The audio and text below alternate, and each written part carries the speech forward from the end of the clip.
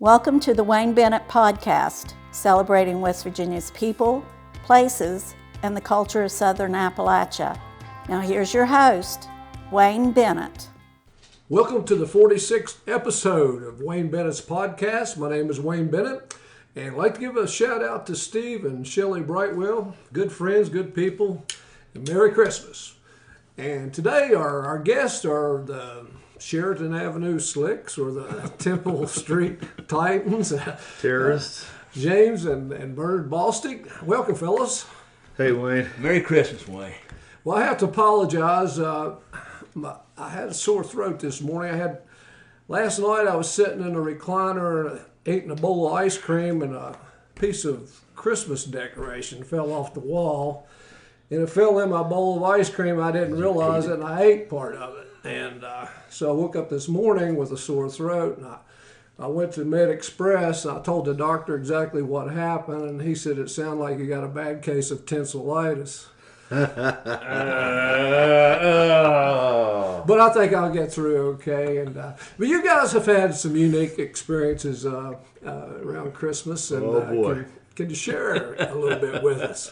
One of my earliest ones and the first ones was my grandmother worked at Abe's department store uptown, and of course every year they had a Santa Claus in the basement down there, and we'd always go down there, and she kind of gave him a heads up of what was going on, and so he'd know what to ask us. And then for a little while she went and worked at Leeds, Right. and there was a Santa Claus in the back there. He kind of, but they didn't look anything alike, and that was my first inkling of it. There was something going on in there that wasn't quite, I couldn't quite understand. After that, one of my biggest memories is being in a band at Woodrow and at Stratton Junior High, having a parade on Monday night. They'd have it on Monday night, maybe the first Monday in December, second Monday in December, and we would, I remember it snowing then, I remember it being really cold, and then Woodrow's band would be the last band, and right behind it would be Santa Claus, so I just always remember standing around in the cold for about an hour before you could even get the march, and by then everything was so cold that you couldn't. Well, they had a little building up there. I don't know whether you guys were around, but they had a little building. Santa Claus would sit in the building, and kids would go in and tell them what they wanted. And usually that was a pretty good Santa Claus. Yeah. Of course, with AIDS and Leeds, you're only going to get a certain level anyway. So he was more like a discount department Santa Claus, but they fooled me for a while. You know, we saw Batman and Robin there at AIDS. That's true. The wrestlers, once Saturday Night Wrestling. I remember that. WOAY, live from the top TV lanes. But you mentioned that Santa Claus, Bernie, and that I remember one time down in the basement at AIDS, there was a Santa Claus, and I hopped up there and I told him things. And I remember very vividly as I looked down at his hands, you could see the cuff of a blue flannel shirt from underneath his Santa Claus rig, and I thought, and that stood out, and I'll never forget it. And I thought, well, that just doesn't seem right. Of course, he's from up north, and they wear warm clothes, so we can make allowances for that. But I also remember we were talking earlier today. We were trying to go over some memories that would be suitable. So we're only going to have like one Christmas. We're going to talk about one Christmas, and then that's all we have. We have a psychological trauma warning on this podcast, and we'll be back. But it was 1968, and I was telling Bernie about this, and we'd had a really, really good dinner.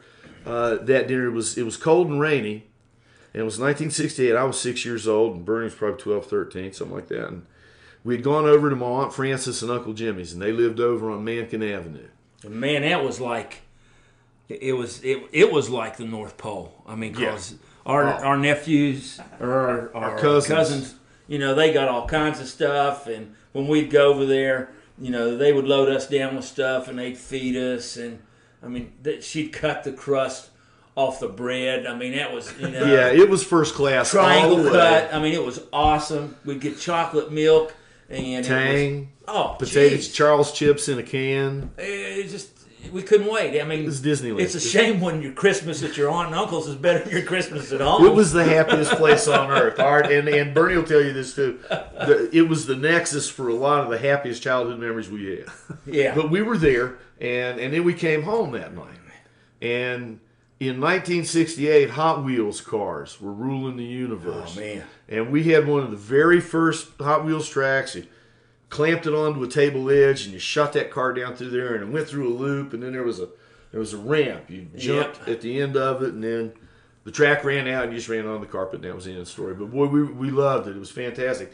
But also, Christmas Eve of 1968, after we got home and went through the tradition of opening one Christmas present. We were allowed to open one Christmas present on Christmas Eve. And Mom and Dad would always direct us towards something that would occupy our time and leave them alone. And it wasn't hard because you only had two presents, so you just picked one. That's it. Take this one. You don't want the socks. Take this one tonight, boys. And we would. And we sat there that night in 1968 at Christmas Eve as Jim Lovell and Bill Anders and Frank Borman were orbiting the moon. And that was the very first time anybody had ever been close to the moon in that kind of setting. And they read from the book of Genesis. And as they read from the book of Genesis, the cameras from the Apollo spacecraft were going over that barren, empty, cold landscape of the moon, talking about how the earth was without form and without void. And it was just I remember sitting there in the floor transfixed, looking at that floor console TV, watching these guys, because in 1968, space was where it was at and had been for a while, the United States Space Program. And we had a friend of ours, it was one of my dad's best friends growing up, worked for NASA, and he was in charge of the second stage of the Saturn rockets, and it was his job to decide whether it goes on or whether it blows up. Or they disengage the second stage. Yeah. And so we kind of felt like, hey, we're in. We know these guys. So it was pretty awesome. Then we had one year our aunt left Timmy at our house. That's right. Yeah. She left him at our house. Well, it's like 11 o'clock at night, and we're all waiting to go to bed, and he's just kind of sitting around, and he's probably about 10 years old, and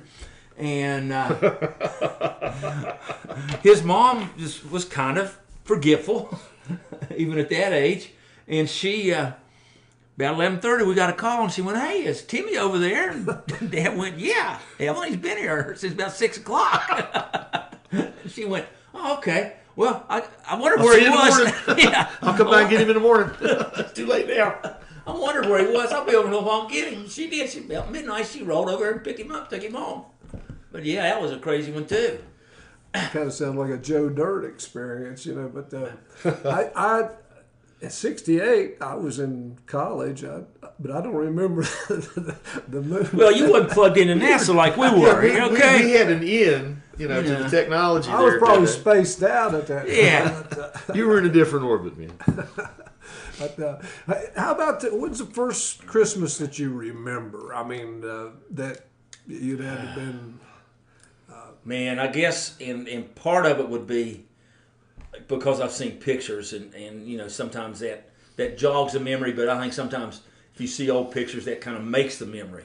You know what I mean? You can construct. And build one around it. But I just remember my grandfather was alive, and so it had to be 60, 59, somewhere through there. He had, and we lived on Rose Street in Callaway Heights. It's a very idyllic childhood. It was before James was born. So I was it, man. You had to mix things up a little bit. I was it. I was the show. There was no challenge. And, so I got everything, and everybody come over to the house, and it was, I remember he got me a cowboy hat and holster and guns, and then we had a little... I've seen that picture. We had a little, one of those old-timey horses you could get on, the springs were on each leg, and you could rock with that. I remember that, and daggone, he probably died not long after that because he died when he was 50 years old of a heart attack, And but that's probably the first one I remember. And you always remember hard candy and orange slices. Right, nuts in the tray. Yeah, we'd crack those nuts and never eat them, and what the heck's going on? What about what do you think the worst Christmas gift growing up? Now we got to go into extra innings. Really? Okay. This is a special extended broadcast. Oh, jeez. All right. This year. There should be a psychological version 1.0. I was in college, high school or college. We'll say college. And for some reason, I always bought Mom stuff she could use. You were in high school. I know the story you're going to tell. You were in high school at that time because I was a wee little nipper. I was about 10 years old. I'd always buy her something, and she still has it up there on top of the cabinets in the kitchen, and I can look at some of those and I think, good God, why did I buy her that?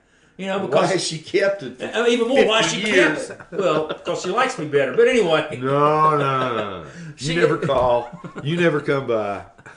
I don't tell them about graduating grandkids either, do I? But anyway, I bought her something, and I bought her a box of silverware. Yep. Well, I hid it so she wouldn't find it, and so Christmas shows up, Christmas morning, and Dad's in there. Well, guys, what'd you get your mom? We never knew if he got her anything or not, but he always depended on us to get her something. And I went, I don't know. That's a good question. What do you mean you don't know? And all I have to circle back on that one. Man, and then all that. Oh boy. All the, I guess they call it gaslighting now. You know, you mean you didn't get your mom anything? You don't care enough about your mom? You know, I can believe you did this, but I know you've hurt your mom. Mom's standing there, and she's like, "Shut up, BL. But why didn't you get me anything?" Well, you know, and then man, and he never did shut up. he never did stop. shut up. No, all Christmas Day, man. And so it's about, and so I mean, I start crying, and I think, God, I can't believe I didn't get my mom something. And I mean, and it really bothered me. And you know, I just go in my room and I just sit in my room for about an hour, and man, I just and every now and then, I can't believe Bernard did that to you. He's no son of mine. Blah blah blah blah blah blah. And then it come to me. I'm sitting on the door. I'd hit him in the sock drawer. I have no idea why, but I did.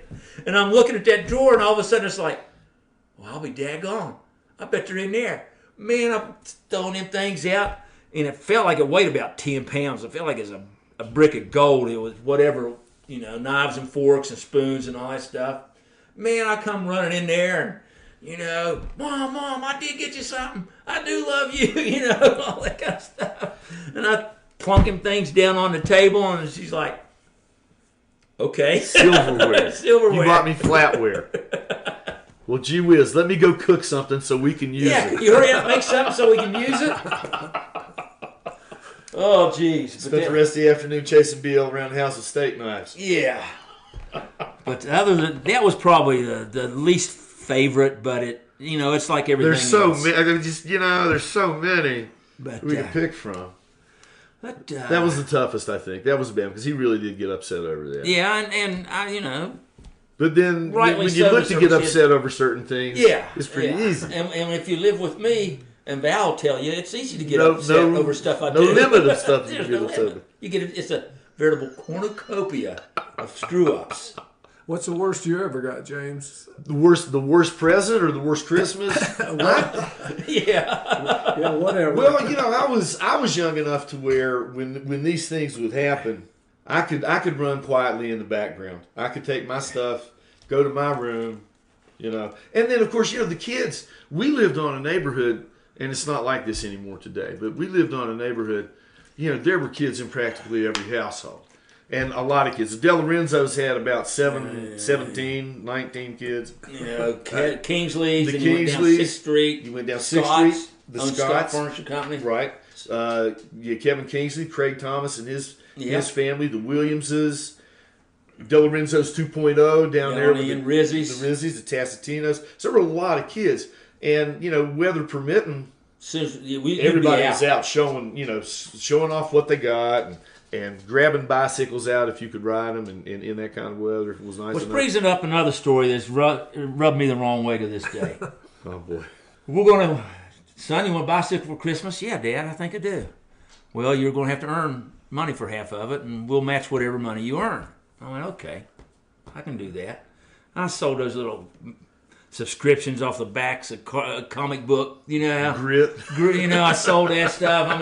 And I ended up with maybe a $30 bike, which was at that time was not bad. That was a nice. It's a golden rocket, and you still see them on eBay to this day.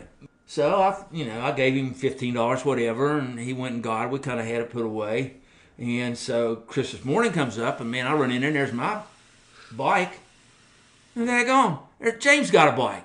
Well, he didn't earn it. He didn't work for it. Not only that, The baby, man, you gotta love me.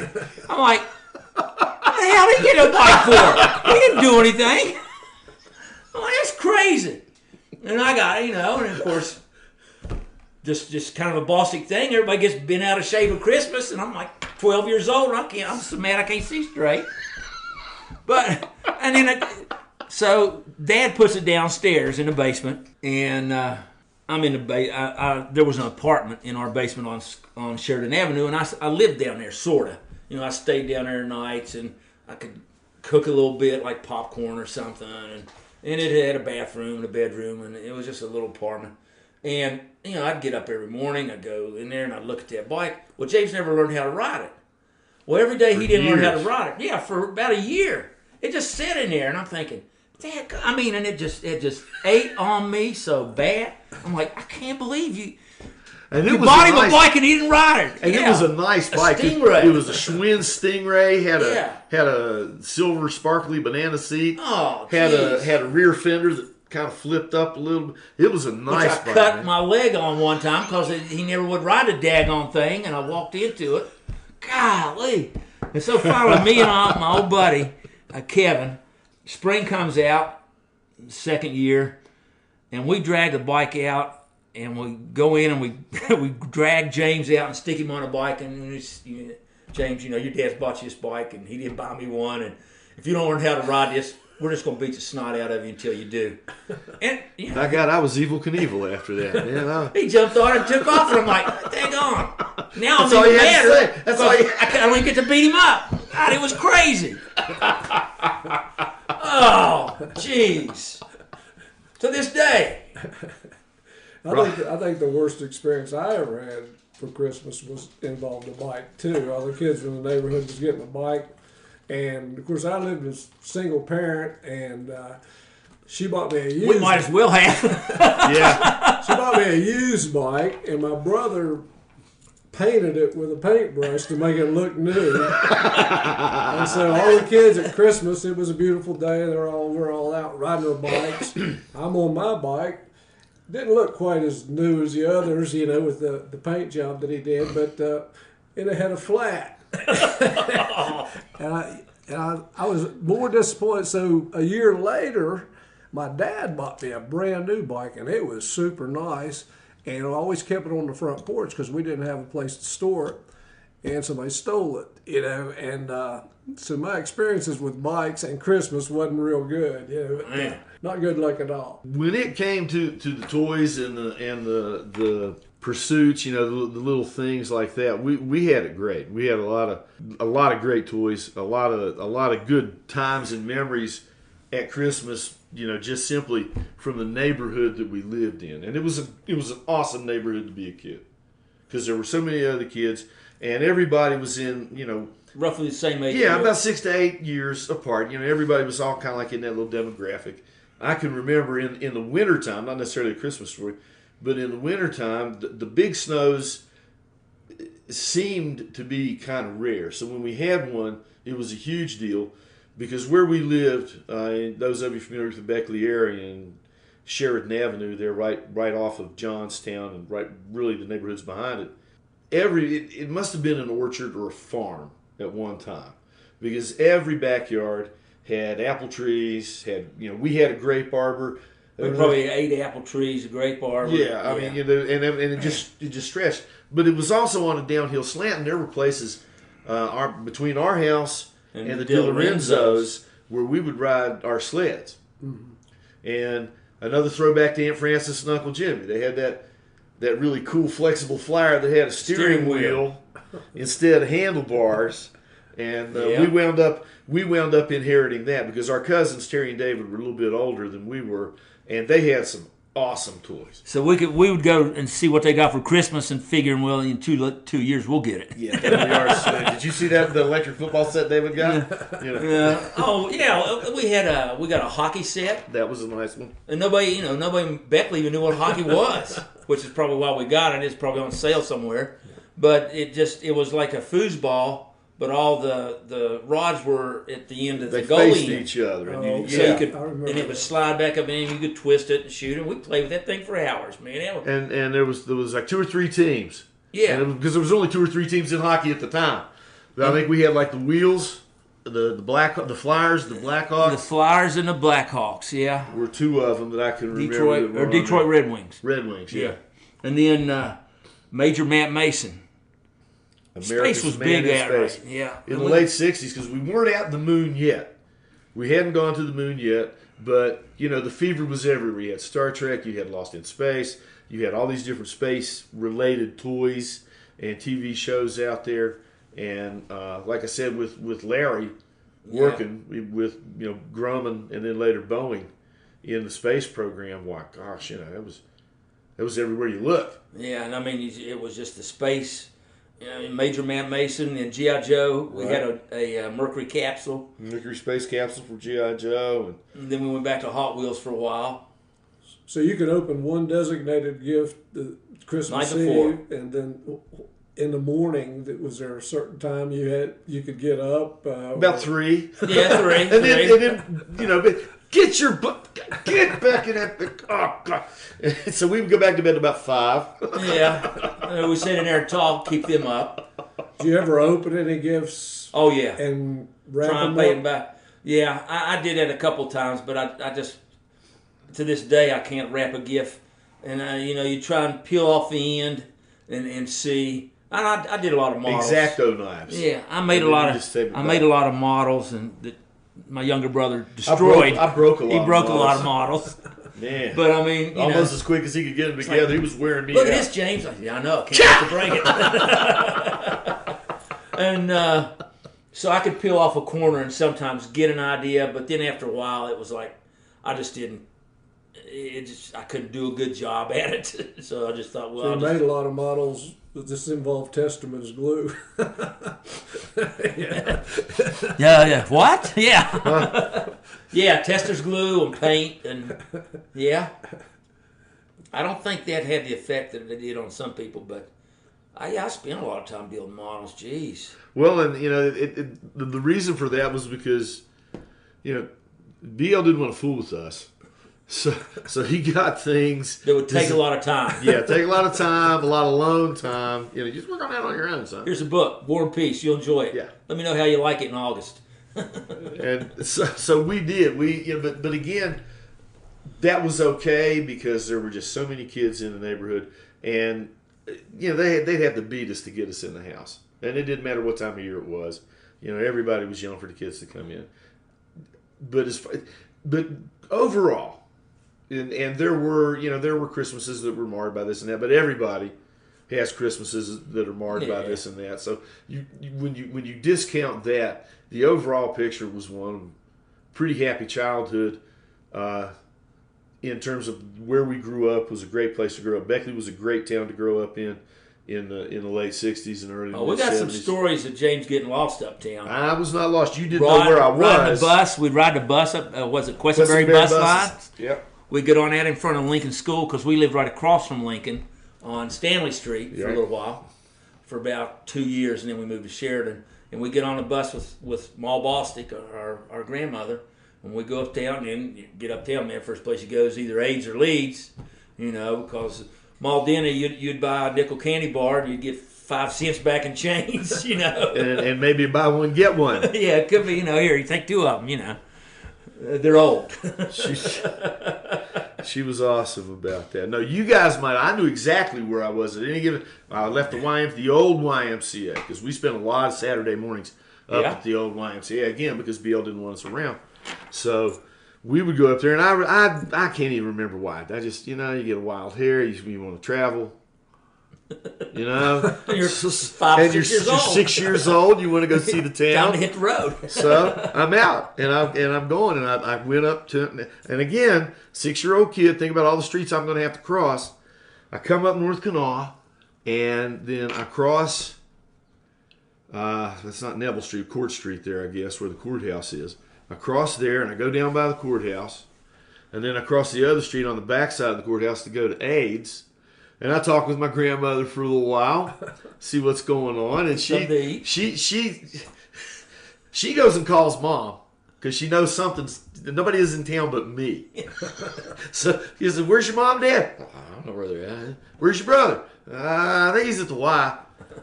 So she gets on the phone and calls Mom. "Jamie's up here." "Well, I don't know what he's doing up here. He just came in to see me, and I was wanting to know where you guys were." But I just you're not watching your kid. and Bernie, poor old Bernie, he got beat up on that one. Oh, jeez. That was, and so, but I had gone, and I knew exactly where I was every minute, but nobody else did, and that's what caused the blow up. Then there was a time that Flora got you. You ran off from her, I believe. Probably. I ran off from everybody, so it is not. Yeah. I would imagine that I did. Speaking of Flora Washington, when we were younger, there was this woman, Flora Washington was her name, and her job was taking care of children and managing households. And beating James. And tanning the biscuit. Oh my God. His dad. Wait a minute. We got the wrench. Oh, jeez. Okay, guys, let me ask you one more question. Song titles. You guys are pretty adept.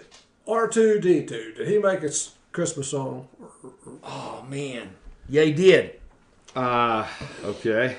I'm a Fleet man myself. I know William Shatner's albums, but I'm not much. I like that franchise. Oh, yeah. R2-D2 made a song. He actually did. Sleigh Ride. I think they called it Sleigh Ride. Yeah. There's also Silent Night by Cats Meowing. You ever heard that? I've heard that one. Yeah. And Dogs doing jingle what about, bells. Yeah. Is this a real song or not? Little Dealer Boy instead of Little Drummer Boy. I'm sure in some parts of town Probably, it is. yeah, I would imagine so. Yeah, That's actually a Willie coming down Nelson. Valley Drive. That's a Willie Nelson, Steve. I could say either them or Snoop Dogg. Yeah, one of those. And you're not going to believe this. How about Daddy, Please Don't Get Drunk for Christmas? Yes. That was a dream. That was a dream. We wished he would have got drunk and then went to bed because everything would have been so much better. Actually, John Denver put that song out. Damn. What kind of... Jeez. Well, maybe we're not so bad off. Yeah. Well, listen, guys. Man, I've enjoyed. This has been a short time, but Yeah, we got to talk about sleigh riding and putting... we might have to do a part two. What is it, bread? We used to get Sunbeam bread or Bessie Ross plastic bags. Bread bags to put on our shoes. And put our socks on, put those on, and then put another pair of socks on, and then put galoshes on. It didn't help at all. No. It just sweaty and cold. Cold and sweaty. It didn't. We thought it was something, and it just didn't work. I think that was something Bill told us to do, and he might have. He might have done that just for kicks, just to see if we would. Look at those idiots out there with plastic bags on their feet. He wanted them around our heads. It just didn't work. Sounded like you guys' Christmas were more normal than it sounded normal to me. Of course, I know that's not a good thing, Wayne. That explains a lot. Man, I appreciate you guys coming by, and we're gonna have to do it again sometime. Oh yeah, jeez. We got family vacations. Oh yeah, picnics. Jeez, great hard time. Yeah. And everybody else out there. Remember, roses are reddish, violets are bluish. If it wasn't for Christmas, we'd all be Jewish. And till next time. You'll have a Merry Christmas, guys. Merry Christmas. Merry Christmas.